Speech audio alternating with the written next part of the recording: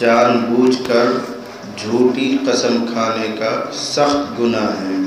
یہ عنوان ہے۔ کسی بات کو موقع کرنے کے لیے، وزندار بنانے کے لیے ہر قوم قسم کھاتی ہے، چاہے مسلمان ہوں غیر ہوں، اپنے اپنے مذہب، دھرم، عقیدے کے اعتبار سے قسمیں کھائی جاتی ہیں اور بہت زمانے سے چلی آئی ہوئی بات ہے۔ اور خود اللہ پاک نے بھی قرآن حکیم میں بعض مقامات پر بعض مضامین کے ساتھ قسمیں کھائی ہیں۔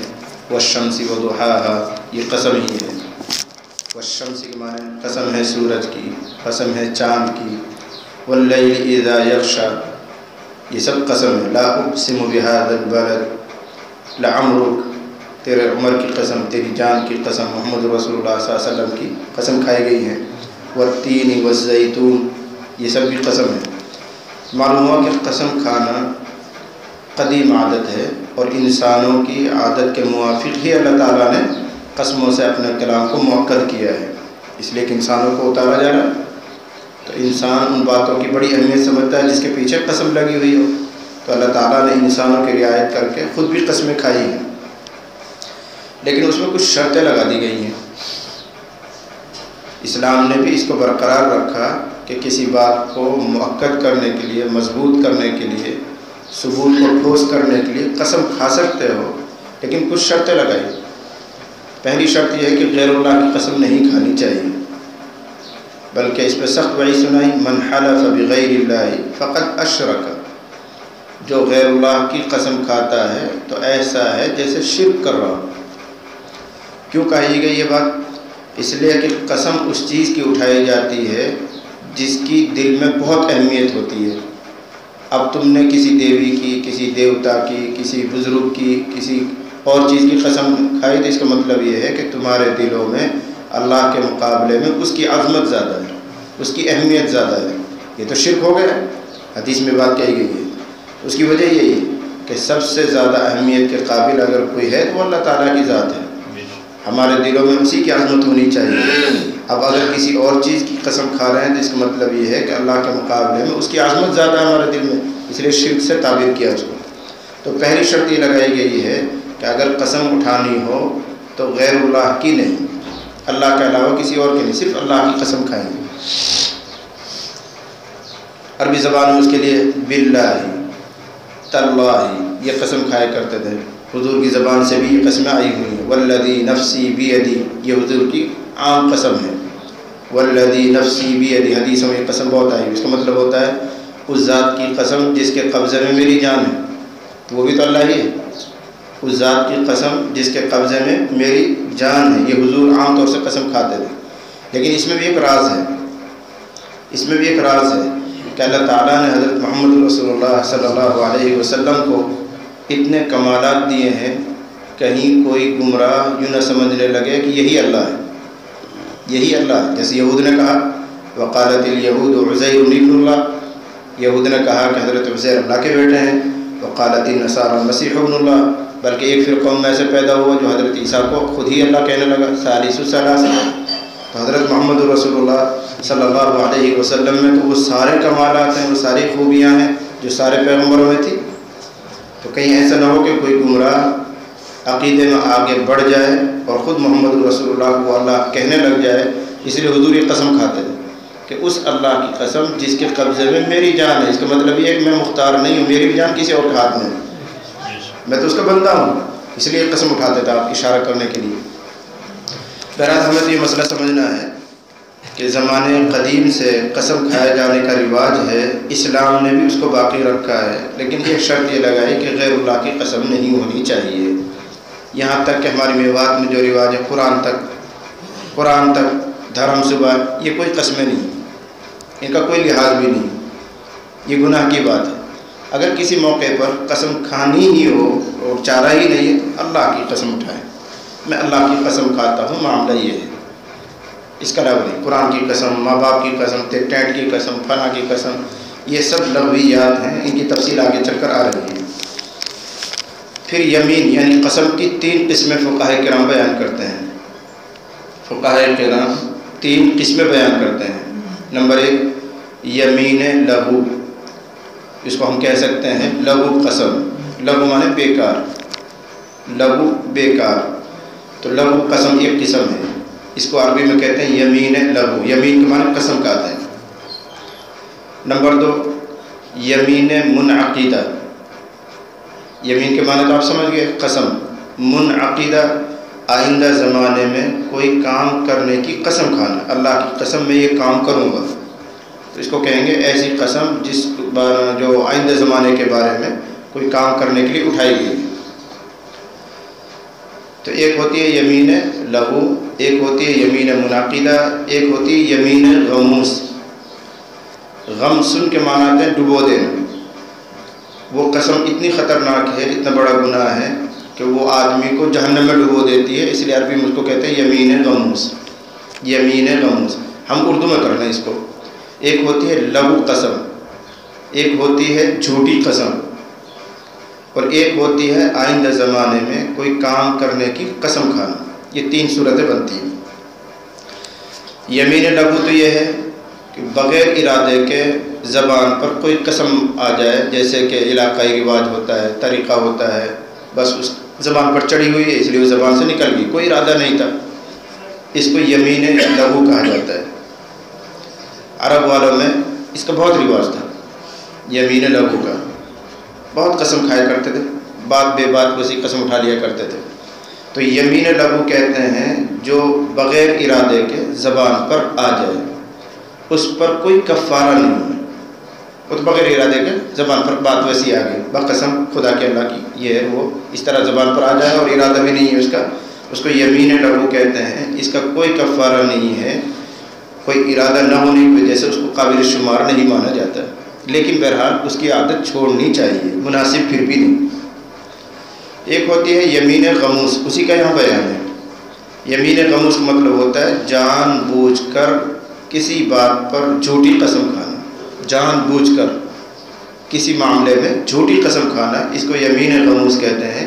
یہ اتنا سخت گناہ ہے کہ آدمی کو جہنم میں پہنچا دیتا ہے، اس لیے اس کا نام ہی یمین غموس ہے لفظی عربی زبان میں۔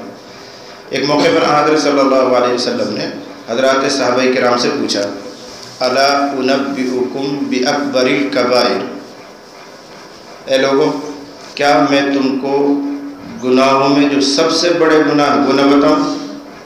گناہوں میں بڑے، ان بڑوں میں بھی اور بڑے۔ چھوٹا اور بڑا کس کو کہتے ہیں؟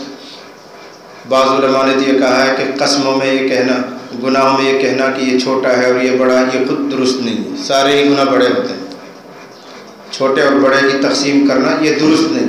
کچھ علماء نے یہ بات کہی ہے، کیوں؟ گناہ نام ہے اللہ کی نافرمانی کا، تو نافرمانی اللہ کی، اللہ تو سب سے بڑا ہے، تو اس کی چھوٹی نافرمانی بڑی نافرمانی سب بڑی ہے، چھوٹی بڑی کہنا مناسب ہی نہیں۔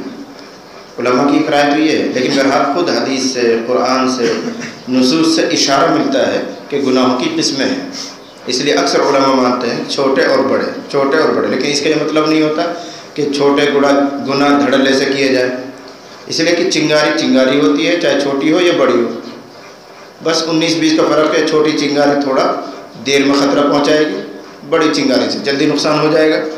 ایسے ہی گناہ چھوٹا ہو یا بڑا ہو، گناہ ہی ہوتا ہے، لیکن اتنا ہے کہ بڑا گناہ جلدی ہمیں جہنم میں پہنچا دے گا، چھوٹا گناہ تھوڑا دیر لگائے گا، لیکن دونوں چونکہ اللہ کی نافرمانی کا نام ہے اس لحاظ سے سنگین ہے۔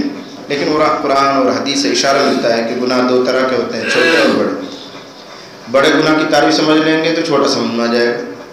بڑا گناہ وہ کہلاتا ہے، چند باتوں کے ساتھ سمجھیں گے آپ اس کو۔ نمبر 1، جس گناہ پر اسلامی حکومت کے اندر شریعت نے کوئی سزا متعین کی ہو، یہ لفظ یاد رکھنا، اسلامی حکومت ہونی چاہیے، پھر شریعت اس گناہ پر دنیاوی اعتبار سے کوئی سزا متعین کرتی ہو، اس گناہ کو کبیرہ کہتے ہیں۔ ایک بات ہوئی ہے، مثلا چوری کرنا،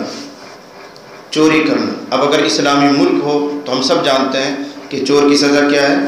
ہاتھ کاٹ دینا، حد متعین ہے، اس کو حد کہتا ہے عربی زبان میں، حد متعین ہے، تو ایسا گناہ شریعت کی نگاہ میں بڑا گناہ ہے۔ نمبر 2، جیسے شراب پی لے کوئی آدمی، اسلامی ملک ہو تو 80 کوڑے لگائے جاتے ہیں، حد متعین اس کی، اس کو بھی کبیرہ گناہ کہیں گے۔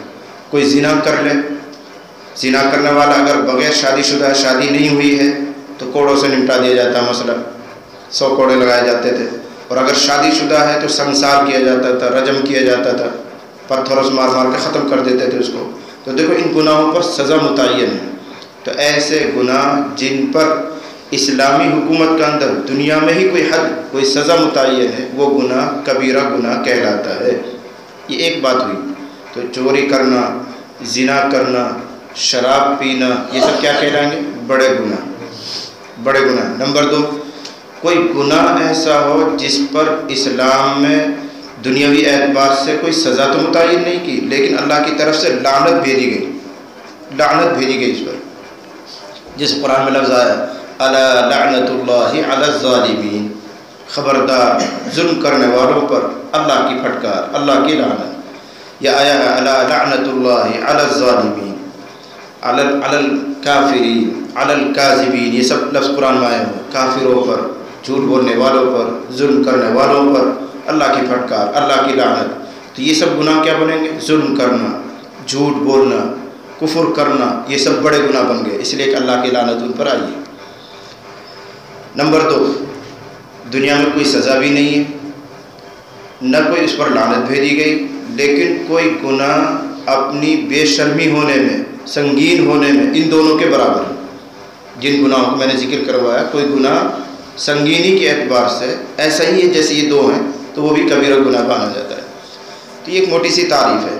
تو جن گناہوں پر اسلام میں کوئی سزا رکھی گئی ہو، یا لعنت بھیجی گئی ہو، یا کوئی گناہ اپنی خباثت کے اعتبار سے ایسا ہی جیسے وہ کام جن پر لعنت آئی ہوئی ہے، تو وہ بھی کبیرہ گناہ مانا جاتا ہے۔ کبیرہ گناہ کتنے ہیں؟ کوئی حد نہیں ہے، کوئی حد متعین نہیں۔ ایک حدیث میں 9 کا تذکرہ آیا، کسی حدیث میں 7 کا تذکرہ آیا۔ حضرت ابن عباس رضی اللہ عنہ سے کسی نے کہا حضرت کبیرہ گناہ 7 ہیں، تو حضرت نے فرمایا 7 نہیں، 700 کہو تو زیادہ مناسب ہے، 700 کہو تو زیادہ مناسب ہے۔ تو لیکن جو معروف گناہ جن کو ہم دیکھتے ہیں، وہ گناہ سمجھتے ہیں، وہ سب کبیرہ ہی ہیں۔ جھوٹ بولنا، زنا کرنا، شراب پینا، ٹٹلو کاٹنا، چوری کرنا، اور کسی کو یعنی قتل کر دینا، یہ سب کیا ہے؟ بڑے گناہ ہی ہیں۔ اور ہمارے نامہ اعمال میں ایک بھی اگر بڑا گناہ ہوا تو ہماری ہلاکت کے لیے وہ کافی ہے۔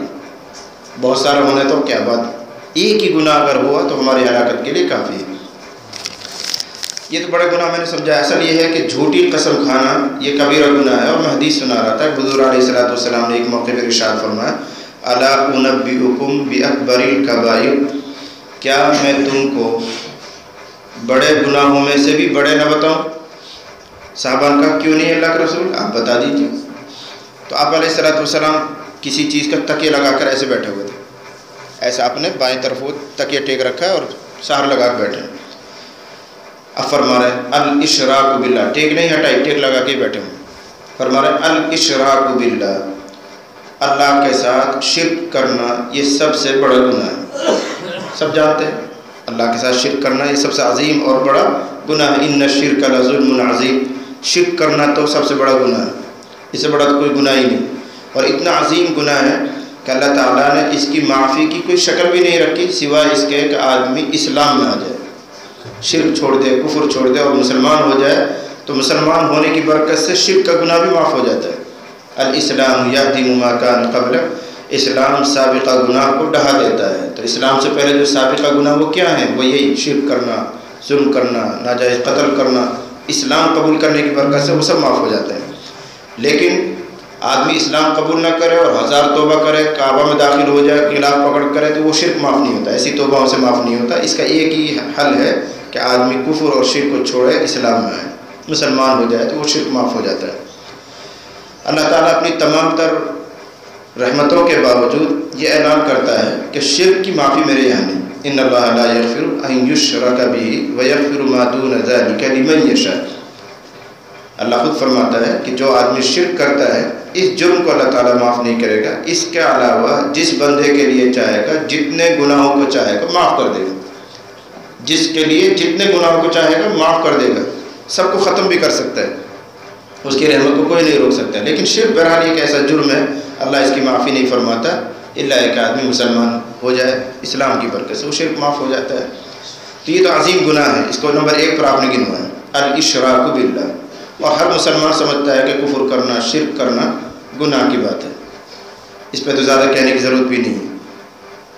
نمبر 2 پر فرمایا وہ حقوق الوالدین، دوسرا بڑا گناہ، بڑے گناہوں میں بھی بڑا گناہ ماں باپ کی نافرمانی کرنا، ماں باپ کی نافرمانی کرنا۔ یہ ایک ایسا گناہ ہے جو معاشرے میں خوب پایا جا رہا ہے، بلکہ یوں کہا جا سکتا ہے غیر مسلموں میں کم، مسلمانوں میں زیادہ۔ آپ دیکھ لیں اپنے اپنے قصبات میں جا کر، شہروں میں جا کر، بازاروں میں جا کر، ہندو اپنے ماں باپ کی قدر کرتا ہے۔ صبح جب دکان پہ آئے گا تو پاؤں چھو کے آئے گا، اجازت لے کے آئے گا ماں سے اور باپ سے۔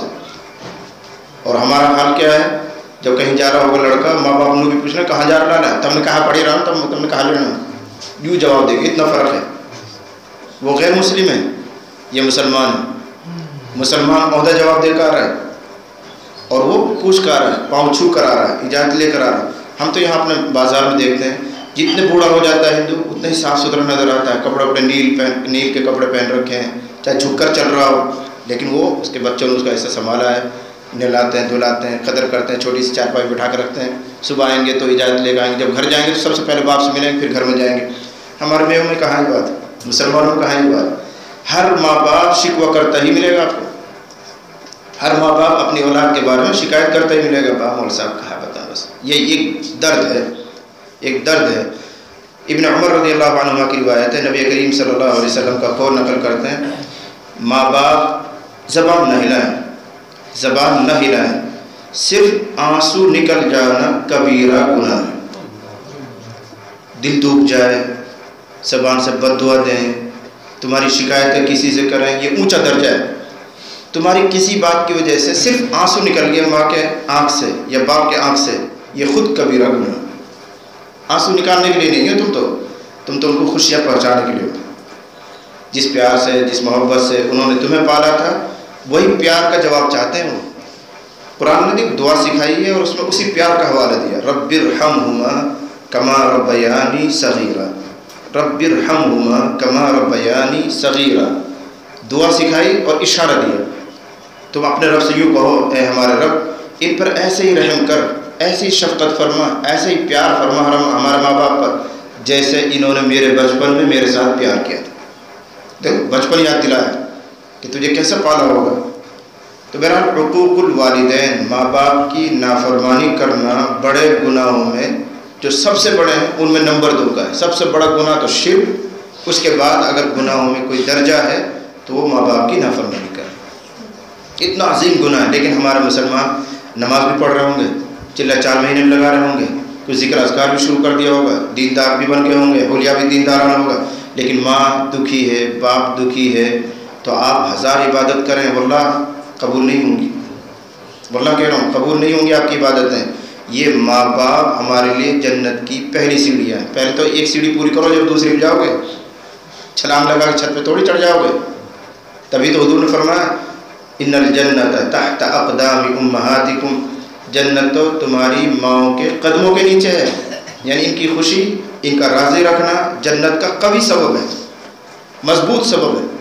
اب ہم تہجد میں لگ رہے ہیں، عبادات میں لگ رہے ہیں، چلہ 4 مہینے میں لگ رہے ہیں، ذکر اذکار میں لگ رہے ہیں، ماں کی اور باپ کی کوئی پرواہ نہیں ہے، تو مضبوط جو جنت کا سہارا تھا اس کو چھوڑ کر ضعیف سہاروں میں لگ رہے ہیں، یہ تو نادانی کی بات ہے۔ آپ غور کریں، صحابہ کرام حضور کی خدمت میں آ رہے ہیں اور آ کر خود کہہ رہے ہیں اللہ کے نبی ہم جہاد میں جانا چاہتے ہیں، اٹھا کے تو مشکات میں روایت موجود ہے، اللہ کے نبی ہم جہاد میں جانا چاہتے ہیں۔ اس وقت جہاد میں اتنی اشد ضرورت نہیں تھی، ہر ایک کو بھیجتے چلے جائیں، ایک آدھ لشکر، ایک آدھ مہم پر کوئی آدمی جائے رہتے تھے، عام حالات کی ضرورت نہیں تھی، اس کو نفیر عام کہتا ہے ہماری علمی زبان۔ نفیر عام کا موقع نہیں ہوتا تھا تو آنے والے صاحب پوچھتے کیا تیرے ماں باپ زندہ ہیں؟ تو کہتے جی، تو آپ فرماتے فجاہد فیہما، جہاں ان کی خدمت کر، یہی تیرے لیے جہاد ہے۔ جہاد جس میں آدمی جا کے شہید ہوتا ہے، جو مرنے کے بعد بھی زندہ ہوتا ہے، اس کے گناہوں کا کفارہ کر دیا جاتا ہے، اتنی عظیم عبادت کے لیے آپ نہیں جانے دے رہے، اب ضرورت نہیں، ایک جہاد کی جماعت گئی ہوئی ہے، ضرورت پوری ہو رہی ہے، اب تو تم اپنے گھر پر رہ کر ماں باپ کی خدمت کرو، یہی جہاد ہے۔ فجاہد فیہما، اور ہم تہجد میں لگ رہے ہیں، عبادت میں لگ رہے ہیں۔ اگر ماں بیمار ہے تو میں یہ کہہ رہا ہوں صرف فرض نماز پڑھ کر بندہ ماں کی خدمت میں لگے رہے تو تمہیں سنتیں اور نوافلیں پڑھے بغیر بھی ثواب ملے گا۔ مجھے حیرانی ہوتی ہے، نبی علیہ الصلوۃ والسلام ارشاد فرما رہے ہیں، تمنا ظاہر کر رہے ہیں، حالانکہ ایسی چیز کی تمنا ہے جو ہو نہیں سکتی، لیکن حضور اہمیت بتانے کے لیے، امت کو سکھانے کے لیے فرما رہے ہیں کاش میری ماں زندہ ہوتی۔ وہ زندہ کیوں ہو جاتی جب مقدر میں پہلے سے جانا ہے، اور حضور کو معلوم ہے زندہ کیوں ہو جائے گی، لیکن تمنا کر رہے ہیں امت کو بتانے کے لیے کہ ماں کا مقام کیا ہوتا ہے، ماں کی عظمت کیا ہوتی ہے۔ ارشاد فرما رہے ہیں کاش میری ماں زندہ ہوتی، پھر میں فرض نماز یعنی عشاء یا مغرب کوئی بھی نماز کی نیت باندھتا، لوگ میرے پیچھے ہوتے، مقتدی ہوتے، آپ تو امام تھے، نماز پڑھایا کرتے تھے، پھر کمرے میں سے گھر میں سے میری ماں آواز لگاتی محمد، تو میں نماز توڑ کہتا ہاں اماں، ہاں اماں۔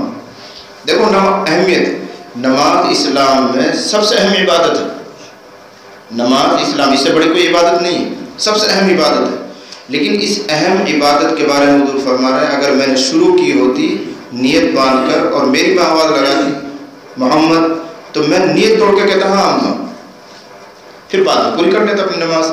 لیکن ماں کا مقام آپ نے بتا دیا کہ اتنی عظمت ہے، اتنا مقام ہے اس کا، یہی درجہ باپ کا ہے۔ آپ نے ارشاد فرمایا ایک مرتبہ من اصبح منکم مطیعا للہ فی والدیہ اصبح له بابان مفتوحان من الجنہ ان کان واحدا فواحدا۔ جس بندے نے ماں باپ کے بارے میں اللہ کی مان کر صبح کی، دیکھو لفظوں کا انداز دیکھو، جس بندے نے صبح کی اللہ کی مان کر ماں باپ کے بارے میں، اس کا کیا مطلب ہے؟ یوں بھی تو کہا جا سکتا ہے ماں باپ کی مان کر صبح کی، اللہ کی مان کر ماں باپ کے بارے میں۔ اللہ کیا کہتا ہے کہ اگر تیرے ماں باپ کافر بھی ہوں، مشرک بھی ہوں اور تو مسلمان ہے، پھر بھی ان کے ساتھ حسن سلوک کر، یہ ہے اللہ کی ماننا۔ ارے یہ تو کافر ہیں، یہ تو ہندو ہیں، باپ کے بارے میں نہیں، تیرے تو ماں باپ ہیں، تیرے تو ماں باپ ہیں، چاہے کافر ہی صحیح، چاہے مشرک ہی صحیح۔ ابو ہریرہ کا قصہ آتا ہے مشکوٰۃ شریف میں آیا ہے، ابو ہریرہ پہلے مسلمان ہو گئے، ان کی والدہ دیر سے ذرا مسلمان ہوئی، تو حضرت ابو ہریرہ ماں کو دعوت دیتے رہے، اماں چلو نبی کے پاس اسلام قبول کر لو، کلمہ پڑھ لو، تو منع کر دیتی تھی۔ ایک دن کچھ طبیعت میں زیادہ جوش رہا ہوگا ابو ہریرہ کو، کچھ اور انداز میں کہا اماں کب تک ایسے انتظار کرو گے، چلتی کیوں نہیں، چلو کلمہ پڑھ لو چلو۔ تو ابو ہریرہ کی ماں نے کچھ ایسا سخت جواب دیا کہ ابو ہریرہ سے برداشت نہیں ہوا، یعنی حضور کی شان میں گستاخی کر دی، ہاں تیرا محمد ہم جانتے ہیں کیا ہے، اللہ جانے کیسے جملے کیا ہوں گے۔ تو ابو ہریرہ جھیل گئے کہ ماں ہے، کہیں کیا ماں ہے، لیکن دل پر اتنا صدمہ کہ گھر سے نکلے تو روتے روتے مسجد نبوی پہنچے، آنسوں کی لڑی لگی ہوئی۔ حضور نے پوچھا کیا بات ہے ابو ہریرہ کیوں رو رہے ہیں؟ کہنے لگے اللہ کے نبی میری ماں کا حق میں آپ دعا کر دیجیے کہ اللہ اس کو ہدایت دے دے، میں اس کو دعوت دیتا ہوں، آج تو اتنا کڑوا جواب دیا ہے اسے برداشت نہیں ہو رہا۔ تو حضور وہی دعا دی اللہ ابو ہریرہ کی ماں کو ہدایت دے دے، بس اتنا، اللہ ابو ہریرہ کی ماں کو ہدایت دے دے۔ ابو ہریرہ کہتا ہے کہ میں خوشی میں نکلا کہ اپنی ماں کو خبر دوں کہ اب تو تیرے بارے میں نبی نے دعا کر دی ہے، تو بچے گی نہیں ایمان قبول کیے بغیر، نبی کی دعا قبول ناقص کیسے ہو جائے۔ میں اب یہ خوشخبری سنانے کے لیے گھر سے نبی سے مسجد سے نکل رہا ہوں، اور گھر کے قریب میں پہنچا تو میں نے دیکھا میرے گھر کا دروازہ بند ہے، جس میں ماں رہتی ہے دروازہ بند ہے، اور پانی گرنے کی آواز آ رہی ہے، جیسے نہاتا ہے آدمی غسل خانے میں پانی گرتا ہے، پانی گرنے کی آواز آ رہی ہے۔ میں نے مٹھارا یہ آواز لگائی اجازت لینے کے لیے ماں کے پاس، تو اندر سے ہی انہوں نے کہا ٹھہرو انتظار کرو، میں نہا رہی ہوں، دروازہ مت کھولنا۔ ماں نہائی جلدی سے، کپڑے پہنے، اور اس کو بھی اتنی جلدی کہ سر پر دوپٹہ بھی نہیں اوڑھ سکی، سر کھلا وہ باہر آ گئی اور کہنے لگا ابو ہریرہ اندر آ، میں کلمہ پڑھ چکی ہوں، ادھر حضور دعا دے رہے ہیں، ادھر دل کی کیفیات بدل رہی ہے۔ پھر دوڑا واپس آیا حضور کی خدمت کہ اللہ نبی آپ کی دعا قبول ہو گئی، میرے ماں کو ہدایت مل گئی۔ تو میں تو یہ کہہ رہا ہوں ماں کا مقام کیا ہوتا ہے، درجہ کیا ہوتا ہے، یہ ہے ماں کا اور باپ کا ماننا، اگر وہ کچھ بھی کہتے ہیں برداشت کرو۔ تو حضور فرما رہے ہیں من اصبح منکم مطیعا للہ فی والدیہ، جس نے تم میں سے صبح کی اللہ کی مان کر ماں باپ کے بارے میں نفس کی مت ماننا، معاشرے کی مت ماننا، ماحول کی مت ماننا، یار دوست کیا کہہ رہے ہیں وہ مت ماننا، رواج کی مت ماننا، اللہ کی مان کر. لفظ کیا دیکھو، یہ لفظ بتا رہے ہیں اللہ کی ماننا ہے، ماں باپ کی ماننا. من اصبح منکم مطیعا للہ، جس نے تم میں سے صبح کی اللہ کی مان کر ماں باپ کے حق میں، اصبح له بابان مفتوحان من الجنہ، تو صبح سے شام تک جنت کے 2 دروازے کھل جاتے ہیں. یعنی اگر اس دن وہ بچہ مر گیا، وہ اولاد مر گئی، تو جنت کا دروازہ کھلا ہوا، چلا جائے جنت. وَإِنْ كَانَ وَاحِدًا فَوَاحِدًا، اگر ماں باپ میں سے کوئی ایک زندہ ایک جا چکا ہے لیکن اسی کو خوش کر رکھا ہے تو جنت کا ایک دروازہ کھلا ہوا. اس کے برعکس فرمایا وَمَنْ أَصْبَحَ مِنْكُمْ عَاصِيًا لِلَّهِ فِي وَالِدَيْهِ، اور جس نے تم میں سے اللہ کی نافرمانی کر کر ماں باپ کے حق میں صبح کی، اللہ کی نافرمانی کر رہا ہے، ماں باپ کی نافرمانی کر کے گویا، تو اس کے لیے صبح سے شام تک جہنم کے 2 دروازے کھول دیے جاتے ہیں. اگر مر گئے خدا نخواستہ ماں باپ کی ناراضگی کے ساتھ، جہنم کے 2 دروازے کھلے ہوں گے، سیدھے دھکے مار کے اندر. ان کان واحدا فواحدا، اگر ایک ہے تو ایک ماں باپ میں سے کوئی ہے وہی ناراض ہے تو ایک دروازہ جہنم کا کھلا ہوا. جب آپ یہ مقام بیان کر رہے ہیں، یہ فضیلت بیان کر رہے ہیں، تو ایک صحابی کھڑے ہوئے اور انہوں نے وہ سوال کیا جو کچھ ہمارے نوجوانوں کے دل میں بھی آ رہے ہوں گے. مول صاحب بالکل بات سچی ہے، ماں باپ ہیں ان کا حق ہوتا ہے، لیکن آج کے ماں باپ بھی تو ایسا نہ ہے، وہ بھی تو کٹانٹ ہیں، وہ بھی تو ہمارے ساتھ ظلم کرتے ہیں، زیادتی کرتے ہیں. ایک لڑکے کو زیادہ دے رہے ہیں، دوسرے کو نہیں دے رہے ہیں، اس کے ساتھ زیادہ پیار ہے، اس کے ساتھ نہیں ہے، ہم کو بالکل کچھ نہیں دیا اور نیالا کر دیا. یہی سوالات آتے ہیں ہمارے دلوں میں. تو اللہ تعالیٰ نے اس موقع پر ایک صحابی کو کھڑا کیا، رہتی دنیا تک کے سارے مسلمانوں کے ذہنوں میں کوئی سوال پیدا ہو جائے تو اس کا جواب بنے. یہ دین کوئی ایک قرن، ایک زمانے کے لیے نہیں، ایک صدی کے لیے نہیں، یہ دین رہتی دنیا تک کے لیے. تو رہتی دنیا تک جو بھی سوال پیدا ہو سکتا ہے اللہ تعالیٰ نے اس وقت صحابہ کے دل میں ڈالا تاکہ آئندہ مسلمانوں کے سوالات ابھی حل ہو جائیں. نبی تو رہیں گے نہیں، نبی تو رہیں گے نہیں، تو ان کا سوال کہاں سے آئے گا، ان کا جواب کہاں سے ملے گا. اس لیے صحابہ کے دل میں ایسی بات ڈالی جاتی تھی، ورنہ تو وہ تو خیر بھی نہیں کرتے تھے. تو ایک صحابی کھڑے ہوئے، انہوں نے کہا آپ بتا رہے ہیں کہ جو بندہ صبح کرے فرم برداری کی حالت میں تو جنت کھل جاتی ہے، جو نافرمانی کے ساتھ صبح کرے تو جہنم کھل جاتی ہے. وَإِن ظَلَمَاهُ، اگرچہ ماں باپ اس کے ساتھ ناانصافی کر رہے ہوں، ماں باپ اس کے ساتھ ظلم اور زیادتی کرتے ہوں، تب بھی یہ بات ہے. جب تو اولاد کو حق ہونا چاہیے کچھ بولنے کا، کچھ کہنے کا. تو اس نے تو ایک مرتبہ کہا وَإِن ظَلَمَاهُ، حضور نے فرمایا وَإِن ظَلَمَاهُ وَإِن ظَلَمَاهُ وَإِن ظَلَمَاهُ، چاہے ظلم ہی کر لوں، چاہے سراسر نا انصافی کرتے ہوں، چاہے ماں باپ خوب زیادتی کرتے ہوں، تب بھی تمہیں حق نہیں ہے کہ ماں باپ کو ناراض کرو. اگر کرو اس موقع پر بھی تم نے ناراض کر دیا جبکہ وہ ظلم کر رہے ہیں تو بھی تمہارا ٹھکانہ جہنم. یعنی اولاد کو کچھ کہنے کا حق ہی نہیں بنتا، بس خاموش رہنا، چاہے وہ ظلم کریں چاہے زیادتی کریں، برداشت کرو. تمہیں ناجائز نیالا کر دیا ہے، کچھ دیا نہیں، کوئی بات نہیں، الگ ہو جاؤ. جواب دینے کا حق نہیں ہے. تھپڑ مارنا، لات مارنا، گھسیٹنا، بالوں کو کھینچ دینا، یہ تو یوں سمجھو کہ کفر کر رہے ہو. اس سے پہلے ہوں کہنے کی اجازت نہیں. وَلَا تَقُلْ لَهُمَا اُف، یہ عربی زبان قرآن کا لفظ ہے. اف بھی مت کہہ دینا. اف کا مطلب اردو زبان میں ہوں، تم نے نہیں پڑھے ہوئے، یہ ہوں بھی مت کر دینا. اگر ہوں بھی نکل گئی، زبان نہیں ہل رہی، صرف ہوں سانس نکل رہا ہے، یہ بھی اکبر الکبائر میں سے، بڑے بڑے گناہوں میں سے ایک گناہ. ہوں بھی نہیں، چاہے طبیعت کے موافق کتنے ہی خلاف کوئی بات پڑھ رہی ہو، سراسر خلاف پڑھ رہی ہو، ہوں نہیں، برداشت، تحمل تمہیں جھیلنا ہے. اللہ نے عمروں کا فرق سمجھایا ہے کہ وہ بڑھاپے کو پہنچ رہے ہیں، تم جوانی کو پہنچ رہے ہو، تمہارے جذبات الگ ہیں، ان کے خیالات الگ ہیں.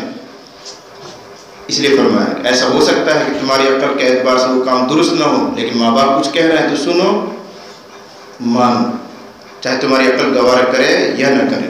نہیں مانتے ہو، اب دوسری حدیث سنو.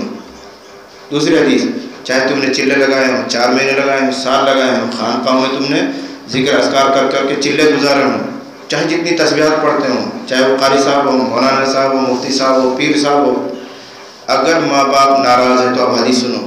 قُلْ لِعَاقِ وَالِدَيْهِ يَفْعَلُ مَا يَشَاءُ فَإِنَّ مَصِيرَهُ إِلَى النَّارِ. ماں باپ کے نافرمان سے کہہ دو کہ جو چاہے نیکی کر، جتنی چاہے نیکی کر، ٹھکانہ جہنم. یہ میں تھوڑی کر رہا ہوں، نبی کہہ رہے ہیں چاہے جو نیکی کر لے.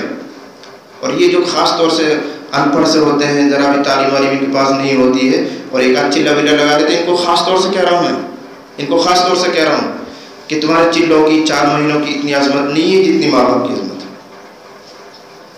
ہاں اپنی اصلاح کے لیے لگاؤ، وقت خانقاہ میں لگاؤ، جماعت میں جاؤ، کوئی اور کام کرو، لیکن ماں باپ کی رضا کے ساتھ. ان گھروں میں دیکھا گیا ہے ماں باپ تڑپ رہے ہیں، بھوکے پیاسے پڑے ہوئے ہیں، کوئی پانی دینے کے لیے نہیں ہے، تو چلے. ارے احمد، چلے تو زندگی میں بعد میں بھی لگا لے گا، یہ ماں دوبارہ نہیں ملے گی، یہ ماں دوبارہ نہیں ملے گی، یہ باپ دوبارہ نصیب نہیں ہوگا. یہ جنت اور یہ دونوں جنت کے دروازے تمہارے لیے دوبارہ نہیں کھلیں گے. یہ نعمت ایسی ہے جو دوبارہ نصیب نہیں. اللہ نے اگر تیری عمر میں برکت دی تو چلے 4 مہینے کیا پوری زندگی لگانا. لیکن اگر تیری مدد کے محتاج ہے ماں باپ تو یہ مقدم ہے. ہاں دوسرا بھائی ہے، دوسرا کوئی اور ہے جو سنبھال لیتا ہے، خدمت کر لیتے ہیں، شوق سے جاؤ.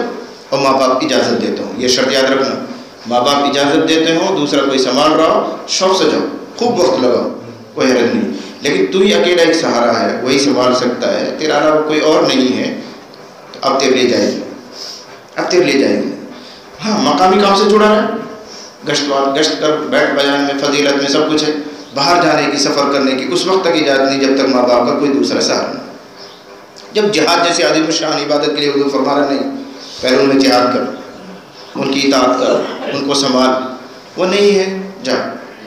وہ ایسے قرنی کا واقعہ مشکات میں آتا ہے، ان کو جو مقام ملا ہے صرف ماں کی خدمت سے. وہ ایسے قرنی، یمن میں ایک جگہ ہے قرن، وہاں کے ایک صاحب ہیں، ان کا نام اویس قرنی کے نام سے ساری دنیا جانتی ہے. اللہ کے نبی صلی اللہ علیہ وسلم کی حیات میں ہی مسلمان ہو گئے، لیکن ماں کی خدمت نے ان کو روکا رکھا. حضور کی زیارت نہیں کر سکے، صحابی نہیں بن سکے. اگر حضور کی زیارت کر لیتے صحابی بن جاتے. تابعی ہیں وہ، بلکہ وہ سب سے پہلا تابعی، صحابی نہیں بن سکے ماں کی خدمت کی وجہ سے. ماں کے علاوہ کوئی اور تھا بھی نہیں، آگے پیچھے کوئی نہیں تھا، اکیلا وہ اور اکیلی ماں. اب سنبھالے کون؟ جی تو چاہتا ہے خوب حضور کی خدمت میں جاؤں، دیکھو کون نبی ہے، کیسا نبی ہے، لیکن ماں کی خدمت کی وجہ سے رکا ہی رہا. اور حضور کی طرف سے سنو، صحابہ کے درمیان فرمایا یمن میں اویس نام کا ایک آدمی ہے، جب کبھی تمہیں مل جائے تو اپنے حق میں دعا کروا لینا. صحابہ سے کہہ رہے ہیں آپ یوں نہیں فرما رہے تمہاری دعائیں بہت قبول ہوتی ہیں، تم نے مجھے دیکھا ہے. اویس سے کر لینا، اس اویس سے قرنی سے دعا کروا لینا، اس کی دعا ضرور قبول ہوتی ہے، اس لیے کہ ماں کی خدمت کی وجہ سے رکا ہوا. حضور بھی اتنا راضی ہو جاتے، کتنا بیوقوف ہے، نبی موجود ہے، نبی کی زیارت کے لیے بھی نہیں آ رہا، لیکن حضور کو معلوم تھا کہ وہ بیچارہ مجبور ہے، ماں کی خدمت کی وجہ سے رکا ہوا. تو آپ کو کوئی صدمہ نہیں، کوئی تکلیف نہیں، بلکہ مقام بڑھا رہے ہیں. اے میرے ساتھی ہو، میرے ساتھ رہنے والے صحابہ کو فرما رہے ہیں تمہیں کبھی اگر اویس مل جائے تو اپنے حق میں دعا کروا لینا، اس کی دعا قبول ہوتی. اسی سے دلیل دے رہا ہوں میں، اگر اکیلا بچہ ہے، اکیلا لڑکا ہے، ماں باپ کی خدمت کے لیے کوئی نہیں ہے، تو نبی کی زیارت کے لیے نہیں آ سکتا، تو جماعت میں کہاں سے جا سکتا ہے؟ نہیں جا سکتا. ماں باپ کی خدمت کر. ہاں اللہ ان کو ایمان کے ساتھ اٹھا لے، اب تجھے فرصت ہے، موقع ہے، تو 4 سال لگا، 10 سال لگا، 20 سال لگا، موقع ہے تجھے، خوب کام کر، لیکن تقاضا پہچانو.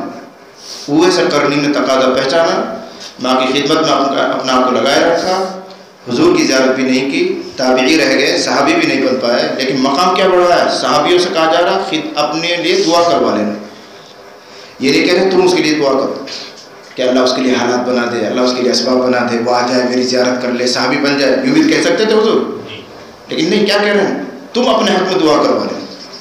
اس اعلان کے بعد حضرت عمر فاروق ہر سال حاجیوں سے پوچھتے تھے تمہارے درمیان اویس تو نہیں ہے، تمہارے درمیان اویس تو نہیں ہے؟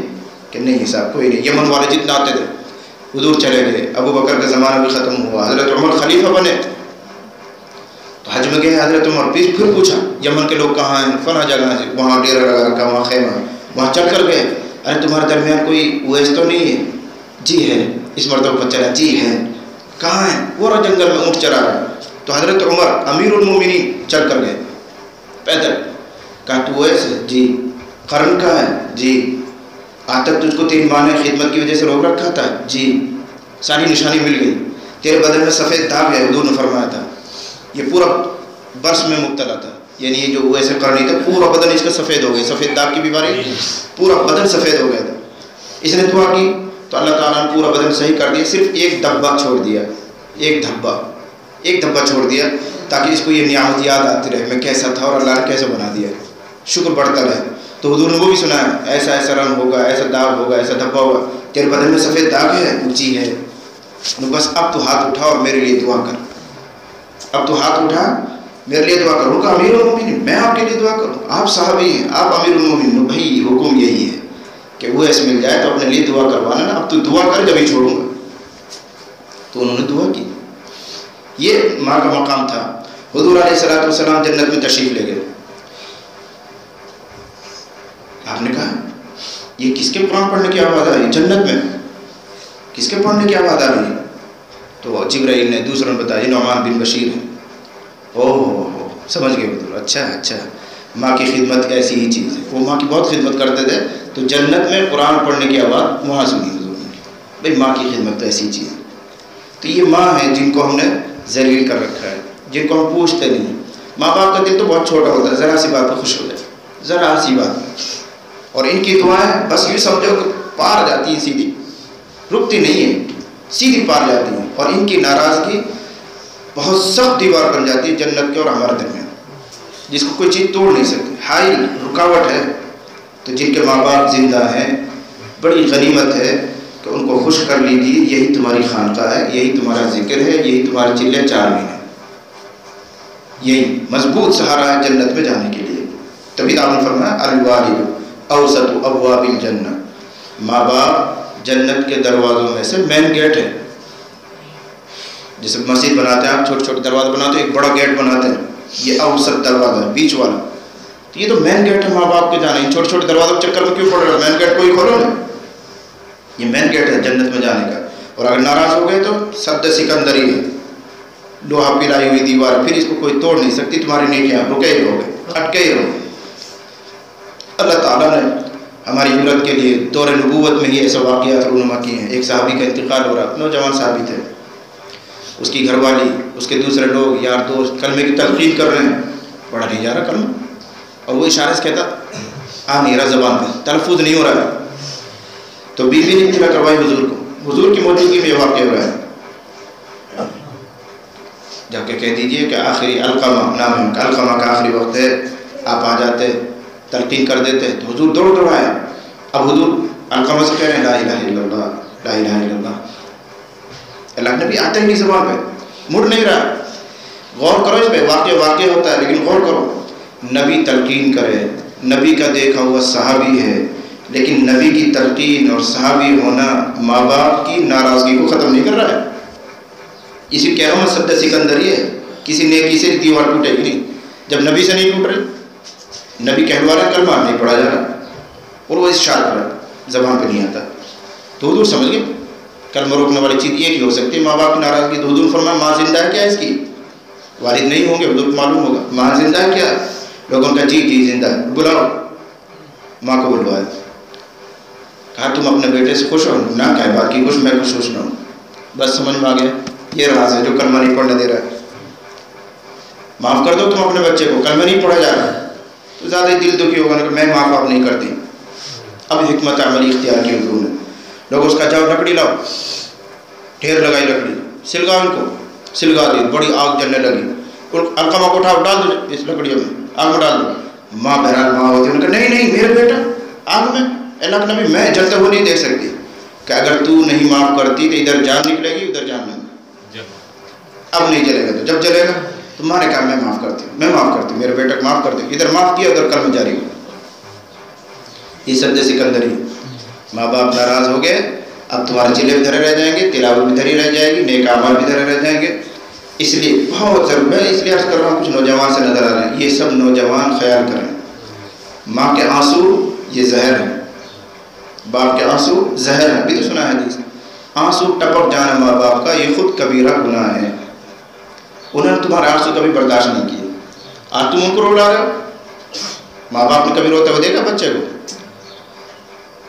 دل ٹکڑا ہو جاتا ہے ان کا، جو اولاد والے خود جانتے ہیں، آدمی اپنے لیے تکلیف برداشت کر سکتا ہے لیکن اولاد کی تکلیف نہیں دیکھی جاتی، بچے کو بخار ہو جائے، نزلہ ہو جائے، زکام ہو جائے، وہی نہیں دیکھا جاتا ہم سے۔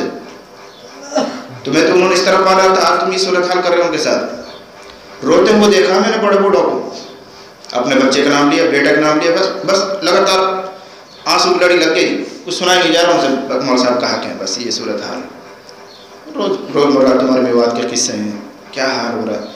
اس لیے میں عرض کر رہا ہوں کہ سب سے اہم گناہ شرک کے بعد ماں باپ کی نافرمانی۔ حضور فرما رہے ہیں الا انبئکم باکبر الکبائر، کیا میں تم کو بڑے گناہوں میں بھی بڑے نہ بتاؤں؟ جی بتا دیجیے۔ فرمایا الاشراک باللہ، اللہ کے ساتھ شرک کرنا سب سے عظیم گناہ ہے۔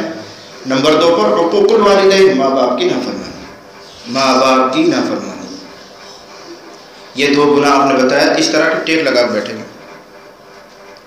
تیسرے گناہ کا نمبر آیا تو ٹیک چھوڑ دی، اس مطلب وہ اور بھی بھاری ہے، کوئی شرک کا بیان کیا تو ایسے ٹیک لگا کے بیٹھا رہے، ماں باپ کی نافرمانی بیان کی تو بھی ایسے ٹیک لگا کے بیٹھے رہے تاکہ ایسے۔ تیسرے گناہ کا نمبر آیا تو سنبھل کے بیٹھے، اور فرمایا الا وقول الزور، الا وقول الزور، الا وقول الزور، الا وقول الزور، کہتے ہی رہے جھوٹی بات، سنو جھوٹی بات، سنو جھوٹی بات، سنو جھوٹی بات، 1 نہیں 2 نہیں 10 نہیں 20 مرتبہ، کتنی مرتبہ کہا؟ حتیٰ قلنا لیتہ سکت، اتنی مرتبہ دہرایا کہ صحابہ کی تمنا یہ ہو کاش اب آپ چپ ہو جاتے، آپ کو تکلیف ہونے لگی، آپ اتنی مرتبہ اس کو کہہ رہے ہیں، 1 نہیں 2 نہیں 3 نہیں 4 مرتبہ نہیں، صحابہ کا دل بھر گیا کہ بس اللہ نبی اب تو بہت ہو گیا، آپ کتنی مرتبہ کہیں گے؟ اتنی مرتبہ دہرایا۔ تیسرا یہ عظیم گناہ ہے جھوٹی بات، اسی کے ساتھ الا شہادت الزور، جھوٹی گواہی، اسی میں شامل ہے یمین غموس، جھوٹی قسم۔ تو اتنا عظیم گناہ ہے جو 3 اکبر الکبائر حضور نے گنوائے ہیں، ان میں سے تیسرا عظیم گناہ جھوٹی قسم، جھوٹی بات، جھوٹی شہادت، یہ ہے۔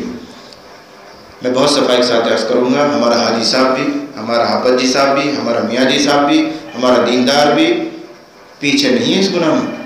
ہو جانتے تھوڑی سی لڑائی، جھوٹے مقدمے میں نام لکھواؤ گے کہ نہیں؟ جھوٹی گواہی دینے کے لیے تیار ہو جائیں گے کہ نہیں؟ یہ کیا دین ہے؟ یہ کون سا دین ہے؟ کہاں گئی تمہاری نمازیں؟ کہاں گئی تمہاری تسبیحات؟ کہاں گئی تمہاری داڑھی؟ کہاں گئی تمہارا حلیہ؟ کہاں گئی تمہاری پگڑی؟ پگڑی اور حلیہ کا نام دین تھوڑی ہے، ان چیزوں سے بچنے کا نام دین ہے۔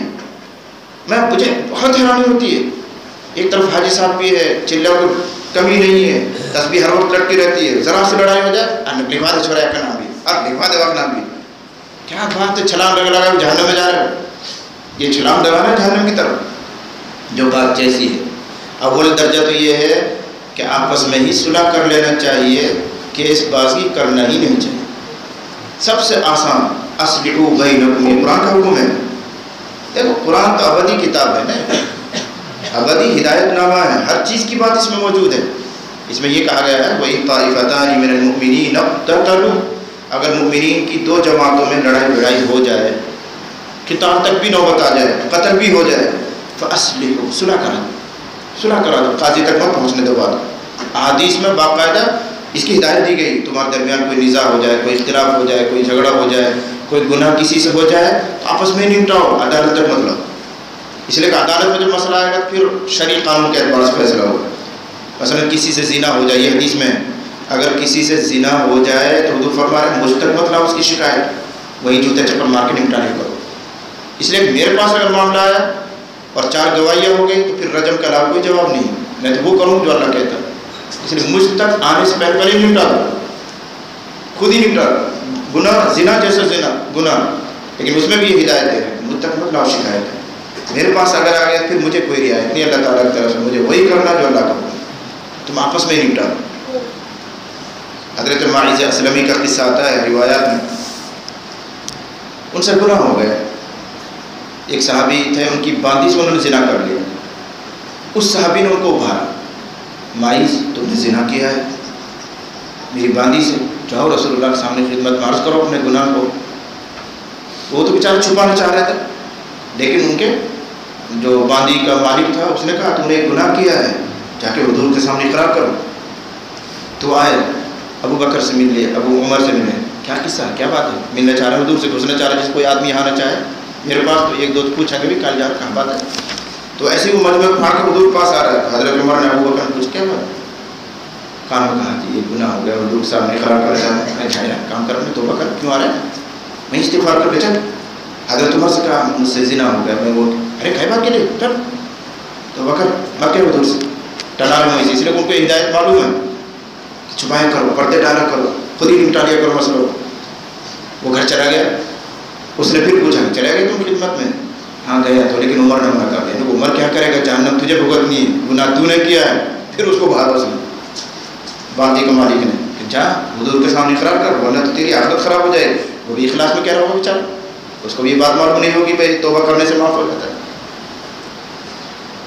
اس مرتبہ پھر آیا، پھر وہی حضرت عمر سے مل گیا. دوسرے دن کی بات ہے یہ، حضرت عمر نے پھر پکڑ دیا، نہیں سمجھا، معاف مانگ لے، نماز پڑھ لے، حضور کے ساتھ توبہ کر لے، معاف ہو جائے گا.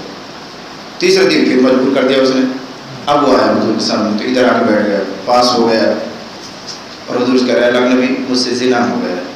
تو آپ نے منہ پھیر لیا، انسنی کری، جیسے تھوڑا بہت انتظار کر کے چلا جائے. تو وہ بیچارہ اتنا بے چین تھا، بے تاب تھا اپنے گناہ کی وجہ سے، کھڑ ہو کے سامنے آیا، اللہ کے نبی مجھ سے گناہ ہو گیا، زنا ہو گیا. آپ نے اس میں پھیر لیا، سنی نہیں. جیسے انہوں دیکھے بے توجہ ہو رہی ہے، حضور سن نہیں رہے ہیں تو چلا جائے گا. منشا ہی ہے اب بھی پردہ ڈالنا چاہ رہے ہیں. پھر وہ کڑو کے ادھر ہے، اللہ کے نبی مجھ سے گناہ. ارے تو پاگل ہے کیا، ابھی کا جنون، یہ حدیث میں لفظ ہے ابھی کا جنون، پاگل ہے. تو حضور کی ڈانٹ سن کے بھاگ جائے کبھی، تب بھی نہیں بھاگا. نہیں جی میں پاگل نہیں ہوں. ارے کہیں شراب تو نہیں پی رکھی تو نے، بے ہوشی میں باتیں کر رہا ہوں. لوگوں نے منہ سن کے بتایا مجھے شراب بھی نہ پی رکھی. تو اب مجبور ہو گئے سننے کیا مسئلہ ہے، یہ مسئلہ ہے، یہ مسئلہ ہے. بہرحال فیصلہ ہوا، حضور کا لے جاؤ اس کو سنسار کر دو. 4 گواہیاں مل گئی، معاملہ صاف ہو گیا، سنسار کر دیا. بعد میں کسی نے بتایا اللہ کے نبی یہ تو بیچارہ اپنے گناہ کو چھپانا چاہ رہا تھا، توبہ کر رہا تھا، رو رہا تھا، فلاں آدمی نے اس کو مارا. بس فرمایا اس نے اپنا آپ کو بھی ہلاک کر دیا، اس کو بھی ہلاک کر دیا. اس نے اپنا آپ کو بھی ہلاک کر لیا، اس کو بھی ہلاک کر دیا. یعنی گناہ میں پردہ ڈالا کیوں نہیں؟ وہ بیچارہ توبہ کر لیتا تو وہیں نمٹ جاتا. جب اس کو رجم کیا جا رہا تھا غالباً حضرت خالد بن ولید آئے. رجم کرنے کا طریقہ ہوتا تھا کھلے میدان میں چاروں طرف لوگ کھڑے ہو جایا کرتے تھے، بیچ میں اس کو کھڑا کرتے تھے.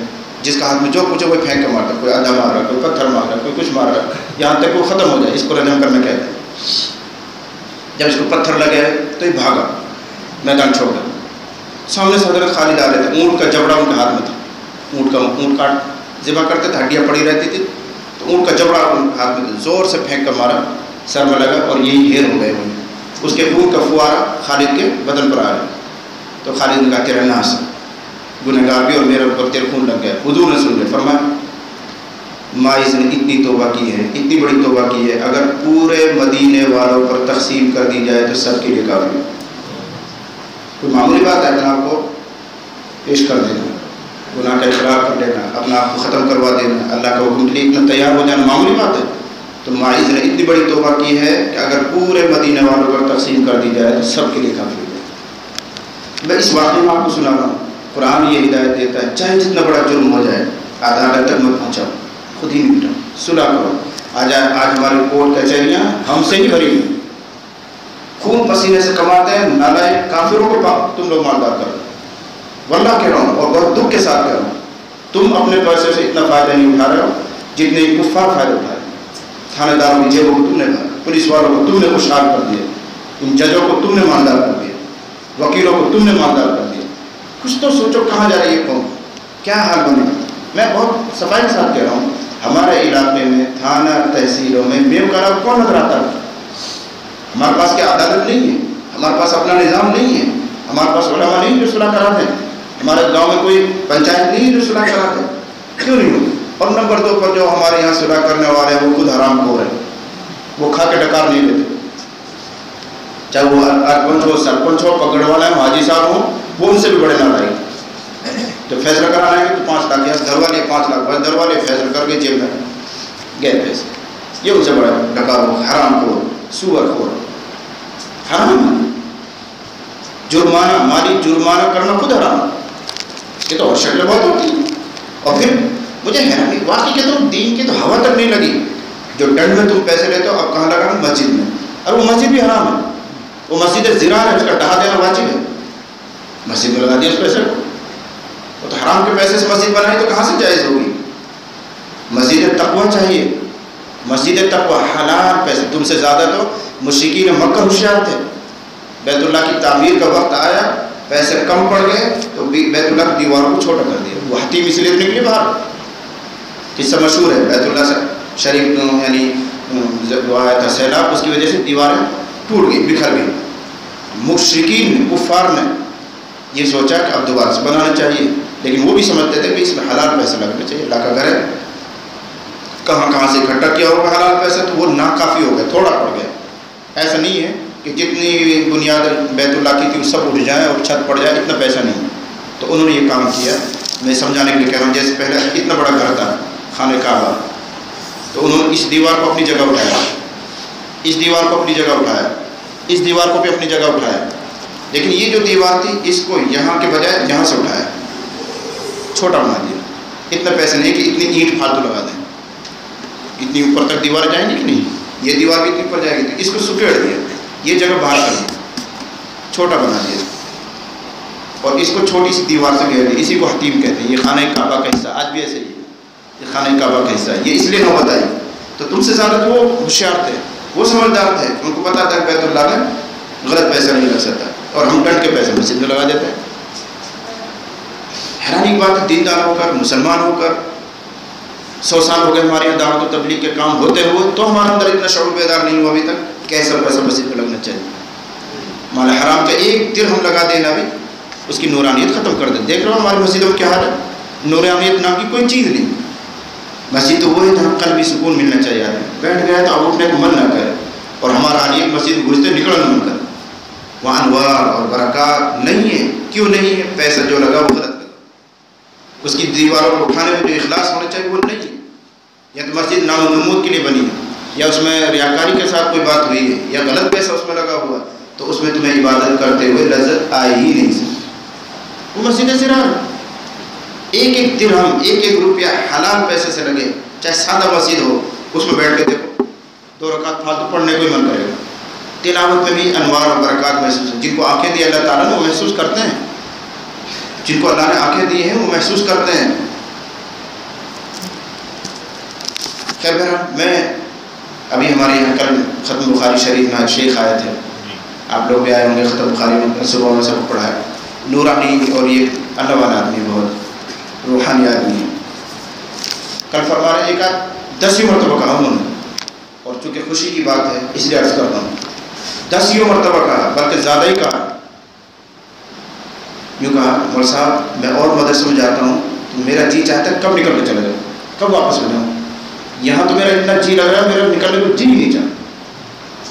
پھر عشاء کے بعد 3 مجلسوں میں شریک رہا، صبح میں بھی، دوپہر میں بھی، مغرب بعد. عشاء کے بعد تو انہوں نے آخری بات کہی نہیں، اور کہنے لگے نہیں کہنا چاہیے، مجھے نہیں کہنا چاہیے، مجھے نہیں کہنا، یہی لفظ ہے، مجھے نہیں کہنا چاہیے. لیکن اس لیے کہہ رہا ہوں تاکہ تم لوگ شکر ادا کرو کہ مجھے یہاں ایسے انوارات محسوس ہو رہے ہیں کہ جانے کو جی نہیں چاہیے. تو جن کو اللہ آنکھ دیتا ہے ان کو انوار محسوس ہوتا ہے، ان کو برکات محسوس ہوتی ہے. آج سے بھی 3-4 مہینے پہلے کر کے 1 سال پہلے، 3-4 مہینے پچھلے سال سردیوں میں ایک اللہ والا آئے تھے. ہمارے نوجوان جو علماء جانیں گے، صلاح الدین سیفی صاحب، پیر ذوالفقار کے خلیفہ ہیں گجرات میں، وہ بھی آئے تھے. 1 گھنٹے کے آئے ہمارے پاس. مغرب انہوں نے پڑھی، مغرب کے بعد انہوں نے مدرسہ دکھایا، گھمایا پھرا. ابا جی رحمۃ اللہ علیہ کی قبر پر لے گئے، وہاں فاتحہ پڑھی، انہوں نے سن رکھا تھا نا. فاتحہ پڑھ کر واپس آئے، مجھ سے انہوں نے کہا آپ انور بھائی کو فون کر دیں، شام کا کھانا میرا وہاں ہے دلی میں، ان کو آپ فون کر دیں کہ میں نہیں آ رہا ہوں.